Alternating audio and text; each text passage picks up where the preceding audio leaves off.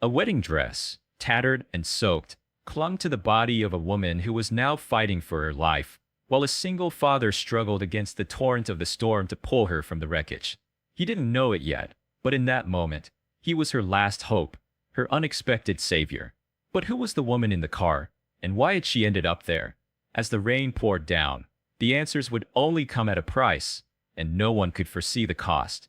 If you believe in the power of unexpected connections, don't forget to like and subscribe, because the story you're about to hear is one of survival, redemption, and the truth behind a night that changed everything.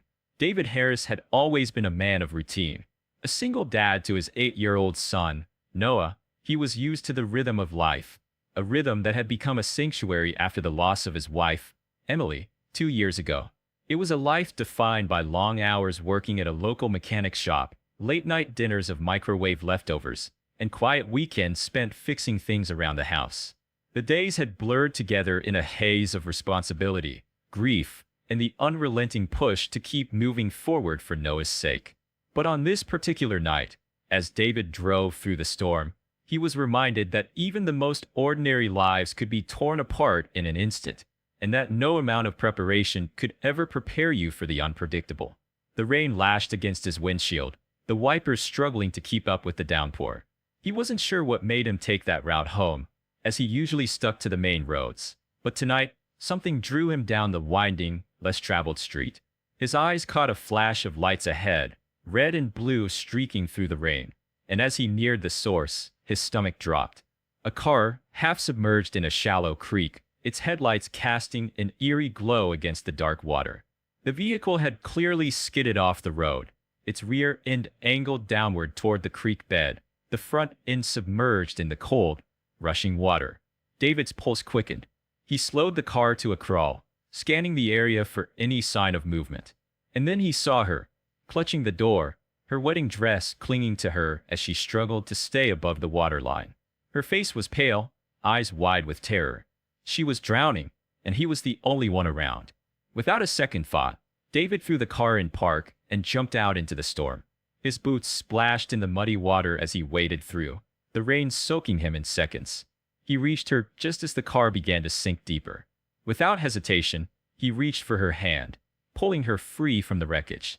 She screamed as he yanked her toward him, the weight of her sodden dress pulling her down like a heavy anchor. But David was strong, strong enough to hold on, even when the cold water licked at his skin and the storm seemed to rage against him. "It's okay. I've got you," he said, though he wasn't sure if he was reassuring her or himself. The woman's sobs were drowned out by the sound of the storm, but her grip on him tightened. Her hands were trembling, and for a moment, David thought she might collapse into him. "You're safe now," he repeated, though it felt like an empty promise. He guided her through the rain, half carrying her back toward his car, where he wrapped her in his own jacket, trying to shield her from the cold. He couldn't make sense of what was happening, or how a woman in a wedding dress had ended up stranded in a creek in the middle of nowhere. But right now, none of that mattered. All that mattered was getting her out of the storm. Once inside the warmth of his car, he glanced at her, trying to steady his breath. Her face was pale, streaked with mascara, her eyes hollow with exhaustion. She was gasping for air, her chest heaving. "Are you okay?" he asked, though it was obvious that she wasn't. She nodded weakly, but her lips trembled. She was clearly in shock, and as David began to drive, he felt a growing sense of unease in his gut. He had to get her to safety. But as the car sped down the dark, empty road, he realized that this wasn't just any woman.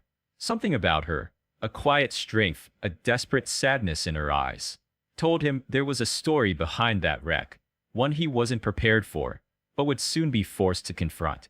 She turned to him, her voice barely a whisper. "You don't know what I've done," she said, her words strained, like a secret she could no longer keep. David glanced at her, his grip tightening on the steering wheel. "You don't have to tell me anything. You're safe now. That's all that matters." But she wasn't convinced, and for reasons he couldn't explain, neither was he.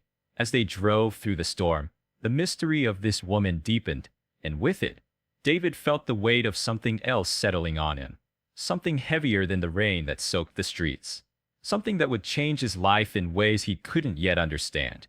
At that moment, Neither of them knew that this would be the night that unraveled both of their pasts, and that the woman David had just saved would soon become more than just a victim of circumstance. She would become the reason he started questioning everything he thought he knew about life, love, and fate. The hours following the storm felt like a blur. David drove through the rain with a quiet determination, his mind swirling with questions he couldn't ask. His passenger, this woman in the wedding dress, sat beside him, staring out the window, the weight of the night pressing down on both of them. She hadn't said much after that first cryptic remark. Every now and then, her trembling hands would reach up to adjust the soaked fabric of her dress, as if she were still trying to hold on to some semblance of her former life. The life she'd been wearing when she was suddenly and violently pulled into this new, tragic reality. When they reached his home, David didn't ask her where she needed to go next. He didn't question why she'd been alone, why she'd been so close to death. Something told him it wasn't the right time. So instead, he did what he always did when life felt out of control. He took care of the things he could. He gave her dry clothes, a hot shower, and a place to sleep.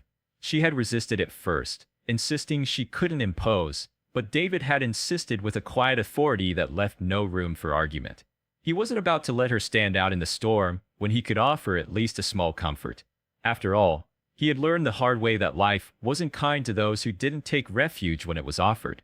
That night, Noah had long since gone to bed, and David sat across from Clara in his modest kitchen, the soft hum of the refrigerator the only sound between them. Clara, now wearing an old hoodie of Noah's, was sipping slowly on a cup of tea. Her eyes were red, her face pale, but her body language had relaxed since they'd arrived. David kept his distance, unsure of how to bridge the gap between them. But when she finally spoke, her voice broke the silence with an almost haunting gentleness. "I wasn't supposed to be there," she said softly, her voice cracking slightly. "I wasn't supposed to be at that church, or in that car. But I was." David put his mug down, leaning forward slightly, his eyes fixed on her, waiting for her to continue, though he didn't press. He sensed she wasn't ready to spill everything all at once. He could only guess that the last few hours had torn something inside of her, but he wasn't going to force her to confess. Not yet. Clara's gaze drifted toward the window, watching the rain continue to pour down, as if it could wash away the things she couldn't say. She hesitated before speaking again, the words tumbling out, quiet and broken. "I was supposed to marry Jason tonight." She let out a bitter laugh, the sound barely audible over the rain. "He's my fiancé, and I was supposed to be the perfect bride. I had everything I thought I wanted. And then, I panicked." Her fingers tightened around the mug, and for a moment, David thought she might break again. "I ran." David didn't move. He couldn't bring himself to say anything in response. Not yet. He simply watched her, waiting for the rest of the story to come. And she gave it to him, piece by piece, like she was peeling off layers of herself. "I loved him, or at least I thought I did. But there was always something in the way he looked at me. Something in the way he controlled me, made me feel like I was never enough. I thought marriage would fix it, make it go away. I thought I was strong enough to change everything." Her hands trembled as she spoke, but she forced herself to keep going. "But when the vows were about to start, I couldn't breathe. I couldn't do it. I couldn't marry him." David's stomach turned as the pieces of her story began to fall into place. He had heard about relationships like this, the kind where someone could become trapped in a world that wasn't their own, suffocated by love that wasn't really love at all. But the idea of someone running away on their wedding night, in a wedding dress, in the middle of a storm, it felt like something out of a twisted movie, not real life. "He came after me," Clara continued, her voice low and filled with regret. "I knew he would. He's not like other men. He doesn't take rejection lightly. So when I left, he lost it. I thought maybe if I could just escape, I could save myself. But I didn't realize how far he'd go to find me. How far he'd go to make sure I didn't get away." She closed her eyes, taking a shaky breath. "I tried to run, but the car slipped. I couldn't see the road. I didn't even know where I was." David could feel the weight of her words pressing against his chest. There was a heavy silence between them, one that stretched out like a black hole. The storm outside raged louder, but inside, it was quiet. Almost too quiet. "I don't know how to fix this," Clara whispered, her voice barely audible now. "I don't know if I can. Everything I thought I had, my life, my future, It's all gone. And I have nowhere else to go. David stayed silent for a long moment. He understood what she was feeling. He knew this suffocating feeling of having everything you once believed in slip away and leave you with nothing but your own broken pieces to hold on to. He'd been there when Emily had died, leaving him with a grief he couldn't control and a son to raise. But what Clara had been through, that was a different kind of heartbreak. The kind that cuts you from the inside out and leaves you asking questions you can't answer. "You're safe now," David finally said, his voice steady, though he knew it didn't fix anything. "You can stay here for as long as you need. We'll figure it out." Clara nodded, her eyes glistening with unshed tears, but she didn't say anything more.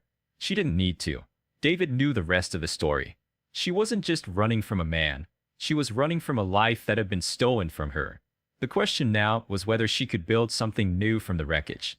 As David stood to clear the mugs, he glanced back at Clara, who was staring down at her trembling hands. He didn't know what tomorrow would bring, but he did know one thing. Tonight, they'd both had a chance to heal. And for the first time in a long time, David wasn't alone in his own grief. The days that followed felt like a slow unraveling. Clara stayed with David and Noah, her presence a quiet balm for the wounds they'd all been carrying. She helped around the house, played with Noah, and tried to find the courage to look at her own reflection without seeing the woman she once was. The woman who had almost let fear decide her fate. But the more time she spent in this unexpected refuge, the more she realized that the life she had been running from wasn't the only one left for her. Jason didn't give up easily. His calls came every night, his messages laced with anger and desperation. He demanded answers, wanted Clara back, told her that she was nothing without him. Each time David saw her shoulders tense at the sound of her phone ringing, he felt the old instinct to protect flare up, but he didn't say anything. He knew that this decision wasn't his to make. One night, after a quiet dinner, Clara turned to David. Her face was pale, her eyes tired, but there was a new clarity in them, something that hadn't been there when they first met. "I can't keep running," she said softly, her voice steady. "I have to face what I've done. I can't keep pretending I'm the same person." David's chest tightened, but he said nothing. He simply nodded, offering her the support she needed. "I'm leaving," Clara continued. Not to go back to him, but to find a way to move forward. "For myself." David stood, walked over to her, and placed a hand on her shoulder. The gesture was simple, but it spoke volumes. He was letting her go. Not because he didn't care, but because sometimes love meant giving someone the space to find their own way. "I think you're stronger than you realize," he said quietly. She looked up at him, a tear slipping down her cheek. "Thank you, David, for everything." David watched her leave the next morning, her wedding dress now packed away in a suitcase, a symbol of the past she would no longer be defined by. He knew that the road ahead wouldn't be easy for her, but he also knew it was hers to walk. And as he watched her drive away, Noah at his side, he felt a strange sense of peace. Sometimes, the people we help end up teaching us more about strength than we could ever learn on our own. As the sun rose, the storm finally began to clear, and for the first time in years, David felt like he was standing in the light again. Not just for Noah, but for himself, too. The end.